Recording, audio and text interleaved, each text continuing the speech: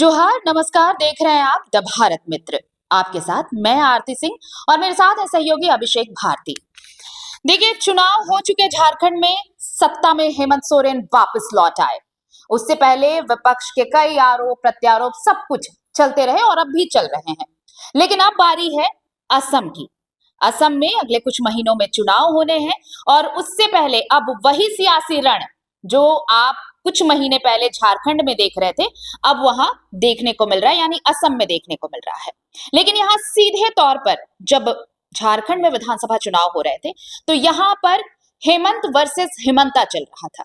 और इसमें कोई अब आप भी इसमें इससे सहमत होंगे कि जब हेमंत वर्सेस हिमंता चल रहा था, तो हिमंता को यानी कि असम के मुख्यमंत्री को यहाँ पर स्पेशली उनसे कैंपिंग कराई गई थी कि जिस मुद्दे को भुनाना चाहती है बीजेपी, यानी डेमोग्राफी चेंज, घुसपैठ, ये मुद्दे ऐसे थे जो कहा जा रहा था कि इस मुद्दे के बल पर शायद सत्ता में काबिज हो सके बीजेपी।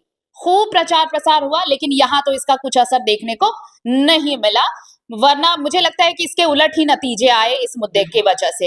लेकिन अब बारी है असम की। असम में भी आदिवासियों का मुद्दा जोर शोर से उठा है।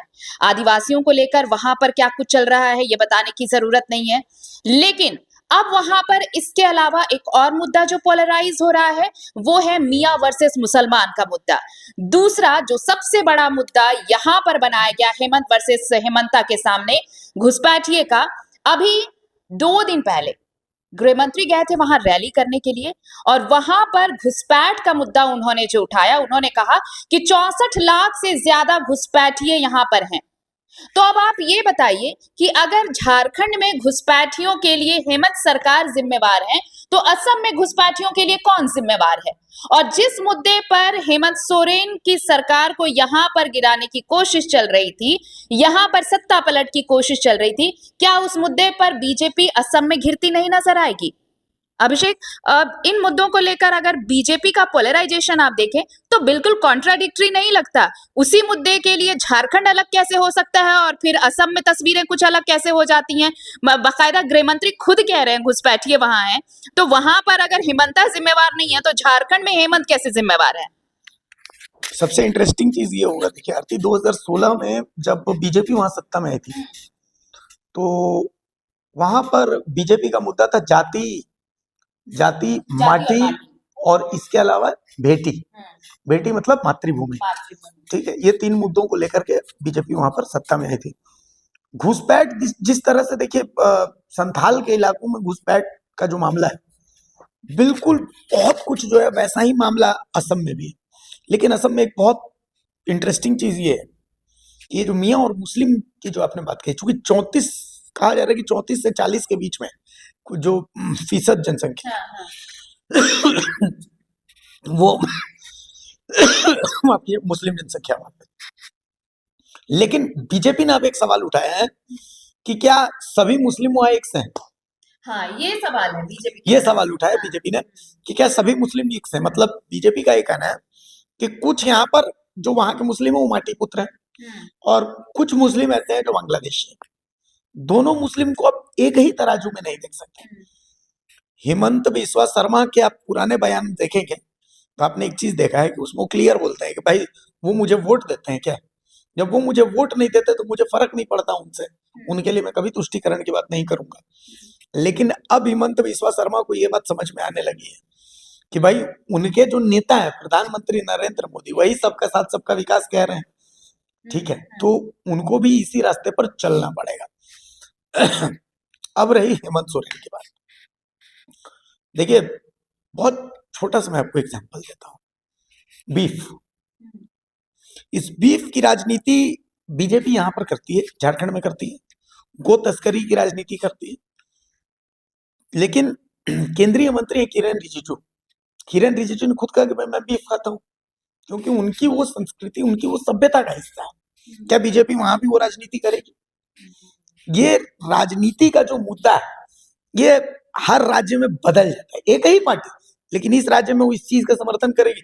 सरना धर्म कोड कांग्रेस यहाँ पर मांग रही है, क्या असम में मांगेगी कांग्रेस? नहीं मांगेगी, है ना? तो बिल्कुल हाँ, जहां आदिवासियों की बात है तो देखिए असम में हिमंत बिस्वा शर्मा ने अभी कुछ दिन पहले एक बहुत बड़ा मास्टर स्ट्रोक खेला था, वहां के टी ट्राइब्स को भी उन्होंने एसटी में शामिल कर दिया। तो ये बहुत सारे मुद्दे हैं जो असम की राजनीति को प्रभावित करेंगे, लेकिन हेमंत सोरेन वहां पर एक बहुत बड़ा चेहरा रहने वाले हैं महागठबंधन की ओर से। स्टार कैंपेनर के तौर पे बिल्कुल, उन्हें वहां पर लॉन्च क्योंकि करने वाला है। हाँ। एक बात तो आप मान लीजिए कि देश में, पूरे देश में एसटी चेहरा, एक कभी शिबू सोरेन हुआ करते थे, देशों गुरु शिबू सोरेन हुआ करते थे, अब वो हमारे बीच नहीं है। तो ऐसे में हेमंत सोरेन प्लस कल्पना सोरेन, हेमंत सोरेन प्लस कल्पना सोरेन से बड़ा देश में नहीं। आप याद कीजिए, सुनीता केजरीवाल जब मतलब अरविंद केजरीवाल जेल में थे, तो एक महागठबंधन की एकता के लिए एक रैली दिल्ली में बुलाई गई थी। आपने उस रैली को बहुत ध्यान से देखा होगा, तो आपने देखा होगा कि उस रैली में कल्पना सोरेन राहुल गांधी के ठीक बगल में बैठी थी। और अब अक्सर आप महागठबंधन की बैठक में आप देखेंगे, तो आप देखेंगे कि राहुल गांधी के बगल वाली सीट पर या तो हेमंत रहते हैं या कल्पना रहती है। हेमंत के एब्सेंस में कल्पना रहती है। तो हेमंत और कल्पना देश के सबसे बड़े आदिवासी चेहरे। तो ऐसी स्थिति में असम में हेमंत सोरेन बहुत बड़ा फैक्टर तो रहने वाला है, लेकिन डिपेंड ये करता है कि क्या हेमंत सोरेन असम में महागठबंधन का चेहरा बन करके हिमंता के खिलाफ चुनाव प्रचार करने जाएंगे या नहीं जाएंगे। ये बहुत बड़ा सवाल इसलिए रहेगा, बिहार में भी महागठबंधन की गांठ आपने देखी है। तो ऐसी स्थिति में असम में क्या रहने वाला है, बंगाल में क्या रहने वाला है, बहुत कुछ इन सब चीजों पर भी डिपेंड करने वाला है। लेकिन हिमंता के सामने हेमंत नाम का एक फैक्टर तो रहेगा। नहीं, एक सवाल ये भी उठता है कि चूंकि यहाँ पर हिमंता को अगर लाया गया था तो सिर्फ इसलिए नहीं कि यहाँ पर डेमोग्राफी चेंजेस और घुसपैठियों की बात होनी थी।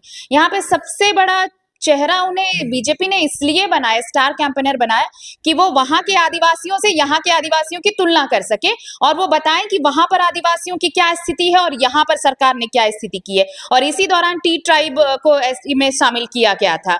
तो ये चीजें अब अगर हेमंत को वहां पर ले जाया जाता है, क्योंकि वहां पर आदिवासियों के लिए जो एसटी में शामिल किए गए हैं, उनके हिसाब से झारखंड और असम में बहुत डिफरेंसेस हैं।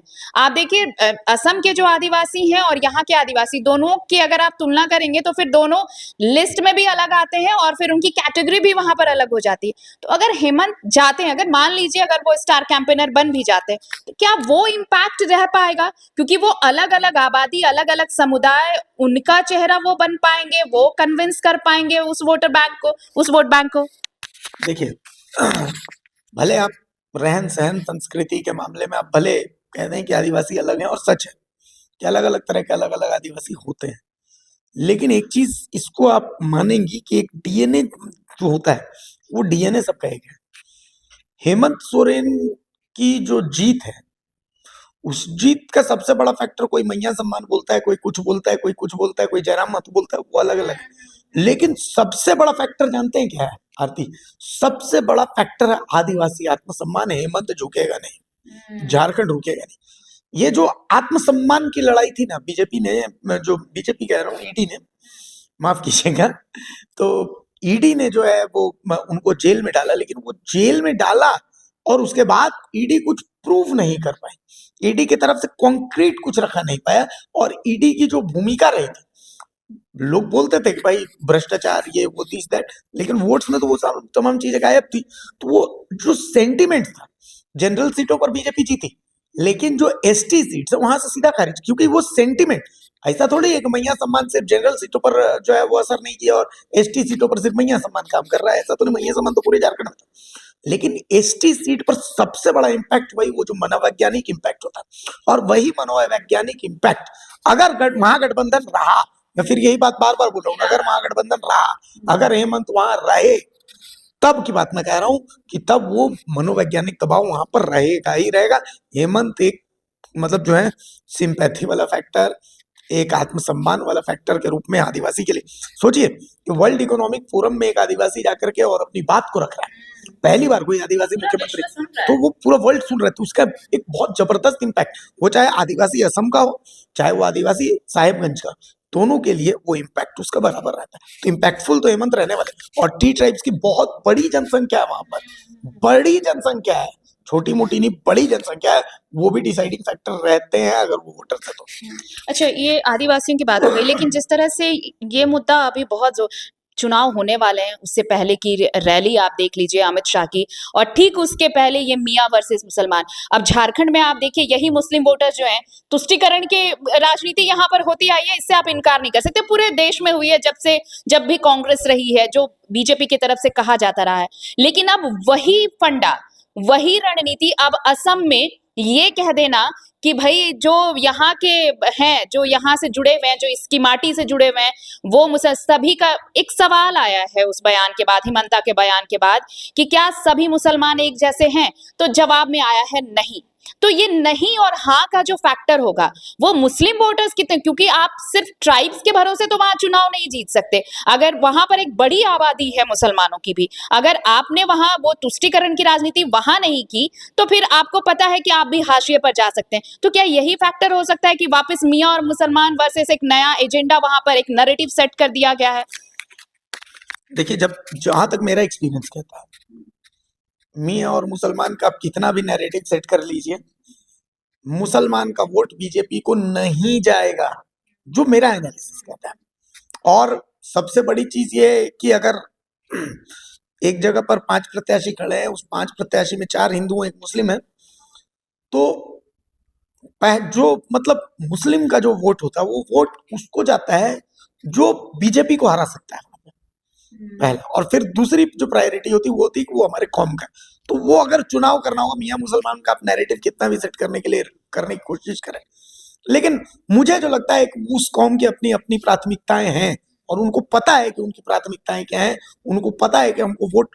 मैंने एक चीज देखी यार थी कि देश का जो मुस्लिम आबादी है, उसको पता है कि उसकी प्राथमिकताएं क्या है, उसको पता है कि उसको किन मुद्दों पर वोट देना है, और वो एकदम क्लियर है, वो अपने कॉन्सेप्ट को लेकर के बहुत क्लियर है। मतलब बाकी जो कौम होते हैं उनको आप जीडीपी, विकास, फलाना ठिकाना, इनको लेकर के आप जो है 1 मिनट के लिए दिग्भ्रमित कर सकते हैं, लेकिन मुस्लिम कौम को पता है कि उनको किस आधार पर वोट देना है।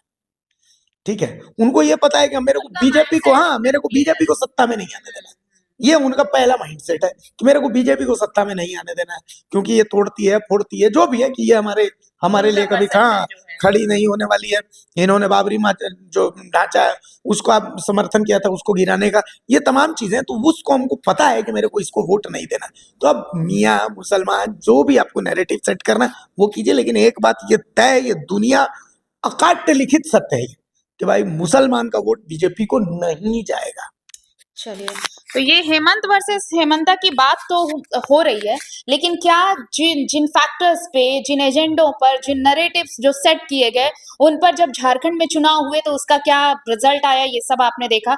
तो जब असम में चुनाव होंगे तो क्या ये एजेंडा जो तैयार करने की कोशिश की जा रही है, जो नैरेटिव सेट करने की कोशिश की जा रही है, क्या वो बीजेपी के फेवर में जाएगी? क्या वाकई हेमंत वर्सेस हेमंता एक बार फिर से आपको देखने को मिलेगा? अगर महागठबंधन रहता है या महागठबंधन के तहत हेमंत सोरेन को वहां पर स्टार प्रचारक बनाया जाता है, तब क्या ऐसी स्थितियां दिखेंगी? इसके लिए इंतजार करिए। बस एक छोटा सा एनालिसिस था कि क्या ये फैक्टर्स असम में भी काम करेंगे, क्योंकि गृह मंत्री के बयान के बाद अब ये बिल्कुल ये सवाल उठता है कि जिस घुसपैठिए के लिए हेमंत सरकार को जिम्मेदार ठहराया जा रहा था, राज्य सरकार को जिम्मेदार ठहराया जा रहा था, तो असम में 64 लाख से ज्यादा घुसपैठिए की तादाद बताई जा रही है। तो क्या वहां पर हेमंता जिम्मेवार नहीं है? तो क्या उनको इसका खामियाजा भुगतना पड़ेगा, या फिर जिस तरह हेमंत सोरेन वापस चुनकर आए, हेमंता भी वापस गद्दी में लौटेंगे? इंतजार कीजिए। फिलहाल दीजिए इजाजत। नमस्कार, जोहार।